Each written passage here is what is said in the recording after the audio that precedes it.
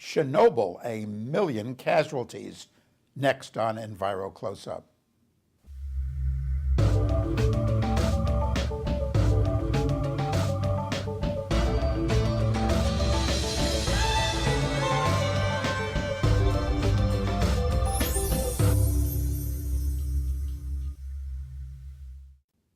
Welcome to Enviro Close-Up.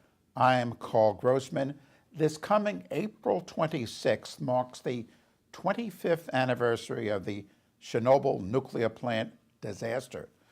Meanwhile, the nuclear industry worldwide is pushing for a revival of nuclear power, and this very important book has been published, Chernobyl: Consequences of the Catastrophe for People and the Environment, and it concludes, based on now available medical data, that between 1986, the year of the accident, and 2004, 985,000 people died as a result of the disaster, and more have been dying since.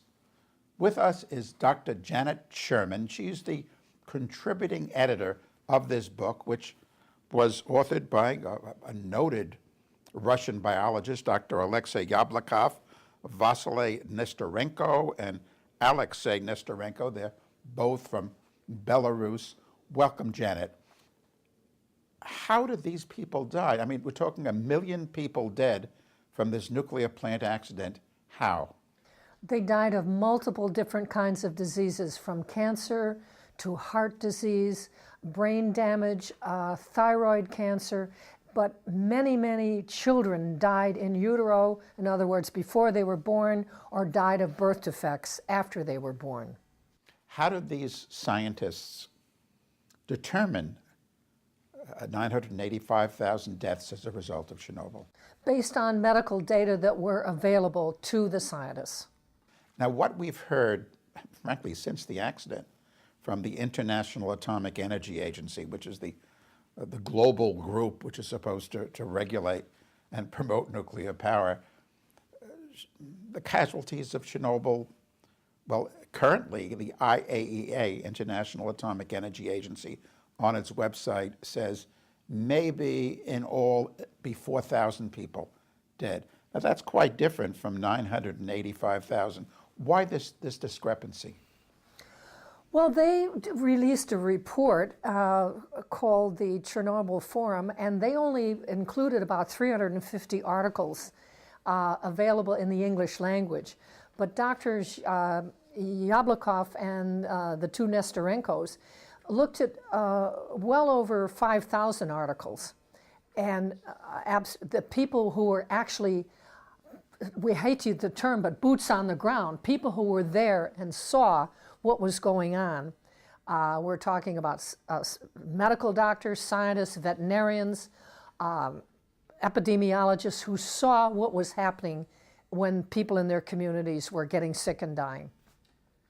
There's another international agency, the World Health Organization, WHO, and indeed the book charges that the truth has not come out on Chernobyl from the WHO. I mean, forget about the IAEA, but from the WHO because of an agreement between these two agencies. Can you elaborate on that agreement? They formed an agreement in 1959 that has not been changed, where one will not release a report without the agreement of the other. Now, this is like having Dracula guard the blood bank, because the WHO, who is charged with World Health Organization, is beholden to the IAEA before they can release a report. And what the IAEA, I mentioned before, it's there to regulate nuclear technology around the world, but it was also set up to promote it.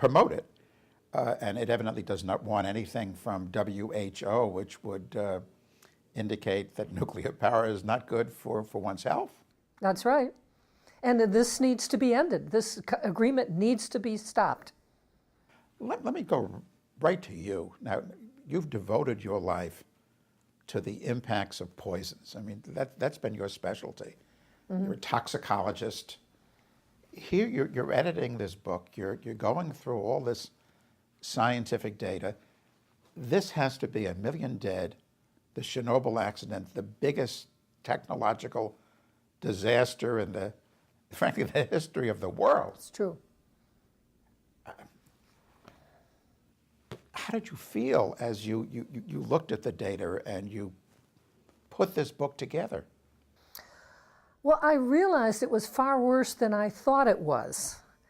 And that not only were people dying of cancer and heart disease, but every single organ in the body, whether it was immunological or lungs or cataracts or skin, everything was adversely affected.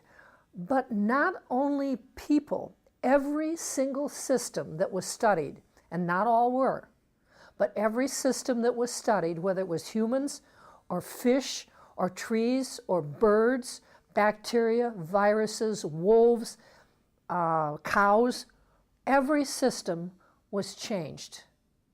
Every single system without exception.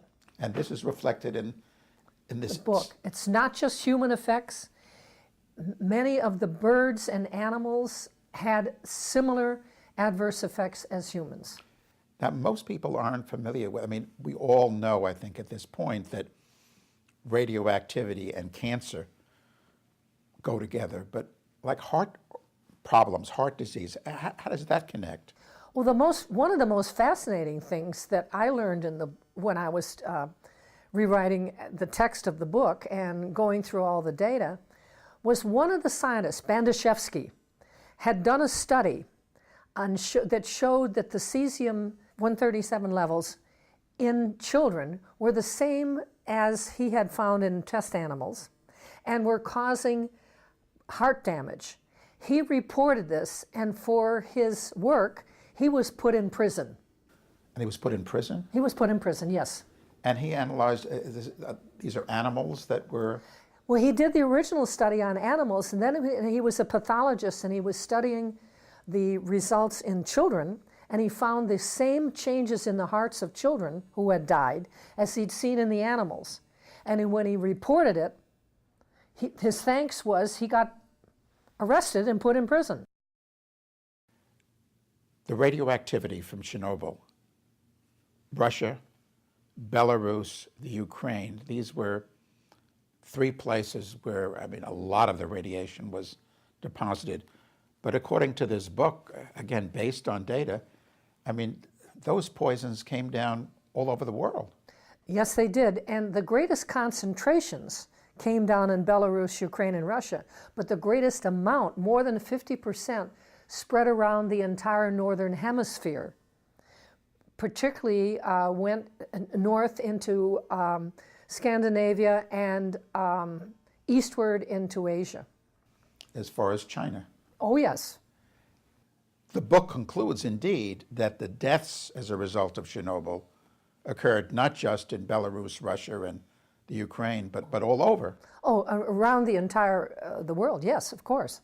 How long will this continue? I mean, some of the poisons that were discharged, they're going to be around for millennia. Oh, yes. I mean, just the 2 main ones, cesium-137 and strontium-90, have half-lives about 30 years, so they'll be around for 3 centuries at least. But many of the isotopes will be around for millennia. You're right. The book, however, stresses that the worst damage occurred in those early months, particularly those early weeks when the fire that, I mean, there was this huge fire that wasn't, I mean, they weren't able to put it out, was blazing. Well, yes, but still, right now the reactor is leaking into the water supply. The structure that is around the reactor right now is not sound, and if there's so much as a mild earthquake, there's a chance of it collapsing. So this reactor is by no means covered up or safe and not leaking. Now, this book telling the truth about Chernobyl was published by the New York Academy of Sciences, a rather prestigious organization. What about the rest of I don't know, the scientific establishment. What's been their, how can I put it, stance, their position in getting this information out on Chernobyl? Well, some groups have been very interested in getting out the information, and people allied with the nuclear industry would just assume that nobody knew anything about what's in that book. How did Dr. Yablokov and the doctors Nestorenko embark on this journey with you of looking into the impacts of Chernobyl?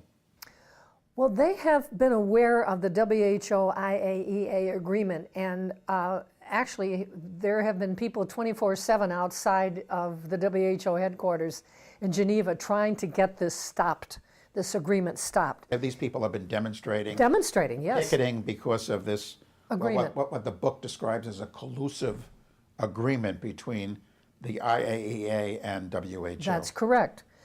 Alexei Yablokov was a consultant to both Gorbachev and Yeltsin on the Chernobyl issues. And as you know, the data were covered up for about 3 years right after Chernobyl happened because the governments did not want anything to be known by people, and they collected almost nothing in the way of data. Alexei became interested in that and started collecting information. I think there's something like 150,000 publications that have come out, and they utilized well over 5,000 in writing this book. Many of the sources in here have never been translated in English. Mostly were in the languages of Ukraine, Russia, and Belarus. So this is entirely new. The information has not been available to the Western world. You talk about the impacts on people, on animals, on plant life. Are the mechanisms different? No, essentially the mechanisms are the same.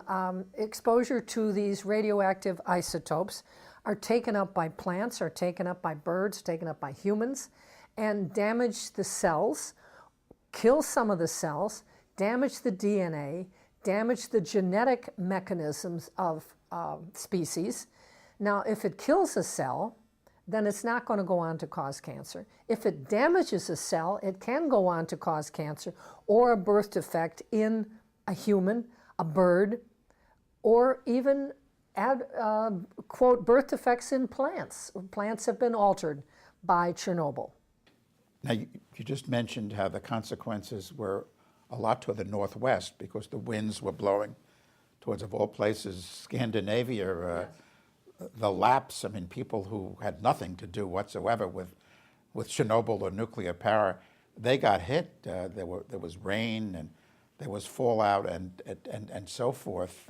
Speak about those consequences. A recent study has come out shown that that children born in Scandinavia at the time when the Chernobyl fallout occurred are less likely to graduate from high school. They have intellectual impairment.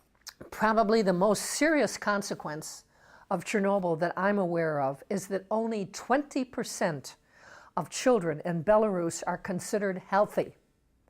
That means that 80% of the children in Belarus are not well compared to the data that they have of children before the Chernobyl accident.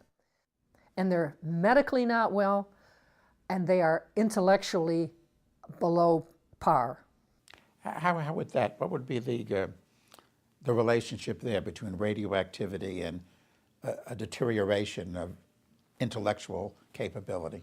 Well, while a mother is pregnant, she is eating food, and what happened was that most of the people either did not know or they did not have access to food that was not contaminated. These isotopes are taken into the body while a woman is pregnant. They are transported through her body to the unborn and damage the heart, the lungs, the thyroids, the brains, all of the tissues, the immunological system of these unborn. These children are born unwell, low birth weight. There was a very high fetal death rate as a result of these exposures. This is probably the greatest tragedy that could occur to a culture. After the accident, from the Ukraine, which had been the breadbasket of the former Soviet Union, and it's where Chernobyl was and is. I mean, in fact, there's 3 units of the Chernobyl nuclear facility still in operation. In any case, that food moved around. Well, this is an extremely serious problem. How do you get enough food for people if the land is contaminated for 3 centuries? And not only are you worried about grains like wheat and rye, but you have to also worry about mushrooms. Doesn't sound very important, but mushrooms are a very big part of the food supply in that area. And these are extremely contaminated. The book concludes, based on now available medical data, 985,000 people dead. Mm-hmm. The data, however, just covers 1986 to 2004. Is that, as we open the program, mentioning 1 million casualties, would that be essentially the number that became victims of Chernobyl? I believe that's correct, yes, that we will see that many. We know, for instance, that of the people called the liquidators, these were the young men and women who were recruited, largely from military, from countries all around the area to go in and try and put out the fires and contain the Chernobyl mess. 15% of them have died. And now these were young men and women, not, we're talking 18 to maybe 30. Dr. Sherman, in terms of the amount of radioactivity emitted from the plant, there too, there's a big discrepancy between what's revealed in this book and what's been acknowledged up to now. Absolutely. And if a small amount was emitted, then we have to conclude that low levels of radiation are extremely damaging. If large levels were emitted, then we have to understand how much damage has been done. But we really don't know yet because nobody has been able to go in and find out what is actually left in the reactor that is leaking into the groundwater. What does this say about the safety of nuclear power? I mean, the nuclear industry, the nuclear establishment, because of a lot of the nuclear industry involves government entities, pushes on to revive nuclear power, to create a nuclear renaissance, to build many, many more nuclear power plants. What's the lesson of Chernobyl and that? I think the lesson of Chernobyl is that we should be very cautious before we push technology. I mean, we were told that there was no problem with the British petroleum drilling in the Gulf of Mexico. There is one issue of technology where engineers do certain things, but they don't understand the biology. They don't understand what is happening to life around these installations. And I think that Chernobyl is the biggest lesson of what has happened to all species that were contaminated, no exceptions. I mean, the book indeed talks about owls, and could you elaborate on some of the effects on animals?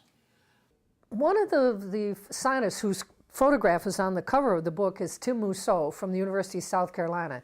He's led about over 25 groups of scientists to the Chernobyl area, and they have studied insects and birds and animals and owls and all kinds of different animals as to what's going on. He said one of the trips he made that he suddenly realized there were no bees and there was no fruit falling on the ground. And he realized there was no fruit falling on the ground because there was no bees that had pollinated the trees.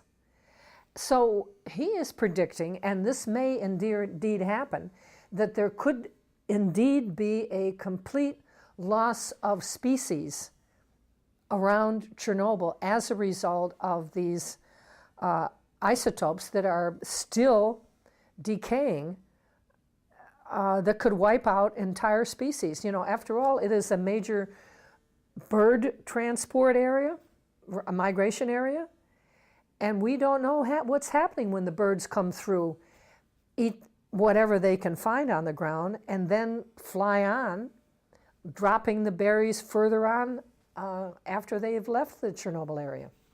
The genetic impacts. I mean, radioactivity has an enormous effect on genes. Speak on that. These are unlikely to be improved. Once you get a genetic defect, it becomes transmitted generation after generation after generation. So these defects that are occurring in humans, in birds, in plants, are unlikely to improve the species as they occur. What kind of genetic defects are you speaking of? Well, in humans, we're talking about brain defects, heart defects, limb defects, children without arms, hydrocephalic babies. In birds, we're looking at changes in the feathers and in the beaks and in their brain size. Talk about bird brains. These birds are not as smart, and they're not going to be able to function as well as the birds that are not changed.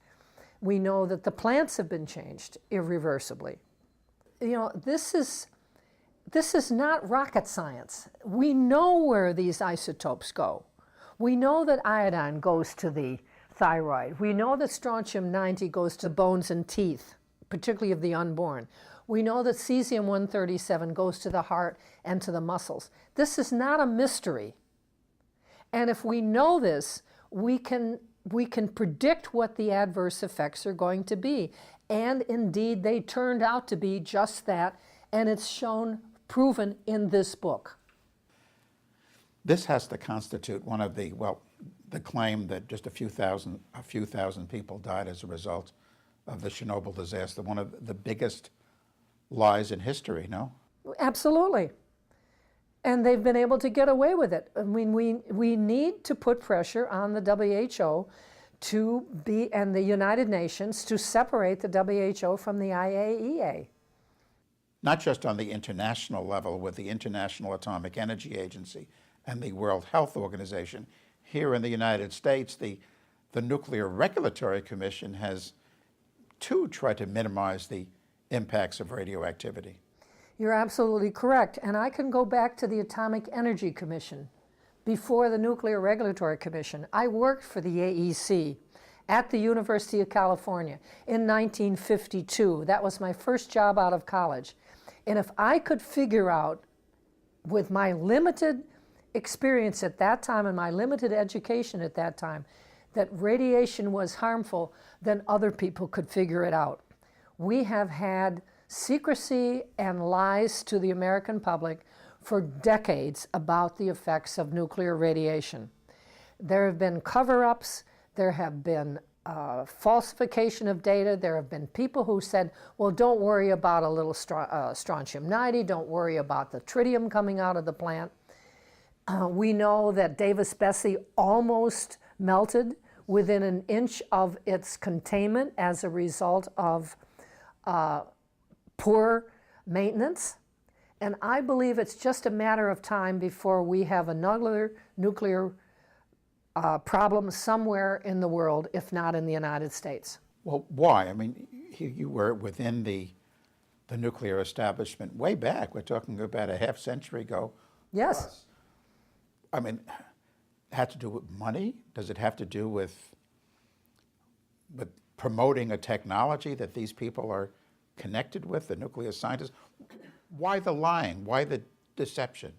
I think it has to do with many things. I think it's the money and the control is on corporations who are promoting nuclear technology. But we also have enormous scientific ignorance in this country.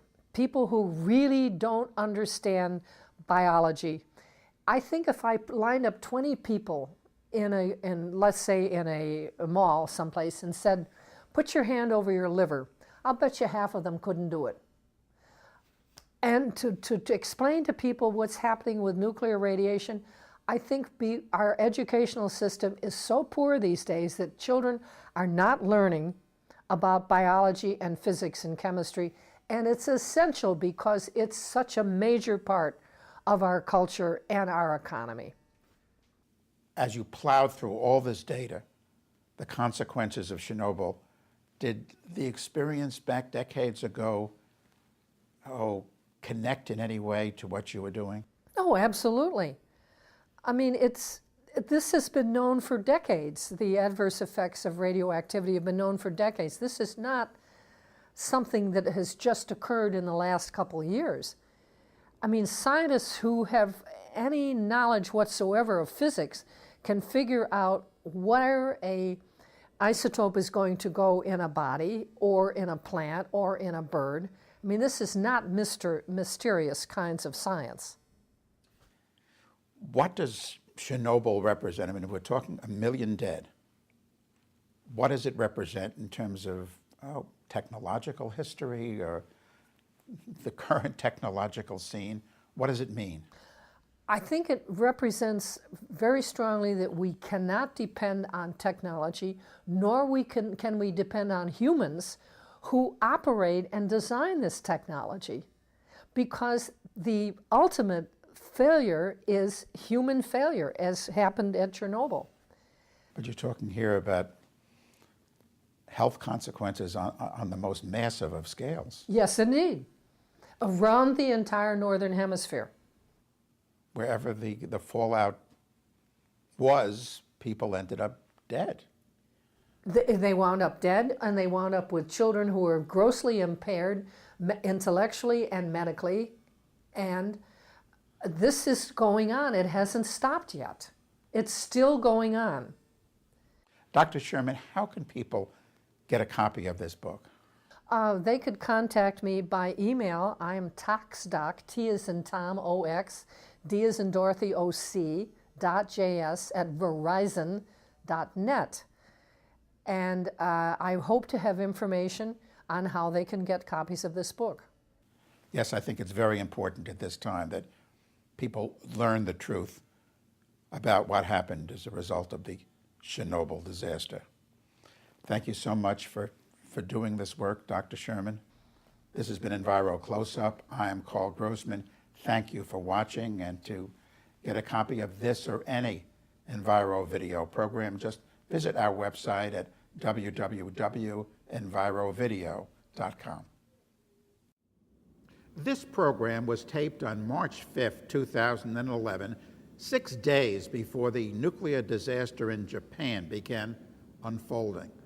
The clear lesson of Chernobyl and now the Japanese disaster: all nuclear plants should be shut down. They present a clear and present danger to life on Earth. No more nuclear plants should be built. Taxpayer subsidies for nuclear power must be stopped, and we must embark immediately on an energy program of efficiency and full implementation of solar, wind, geothermal, and other safe, clean energy technologies which are here today and render deadly nuclear power completely unnecessary.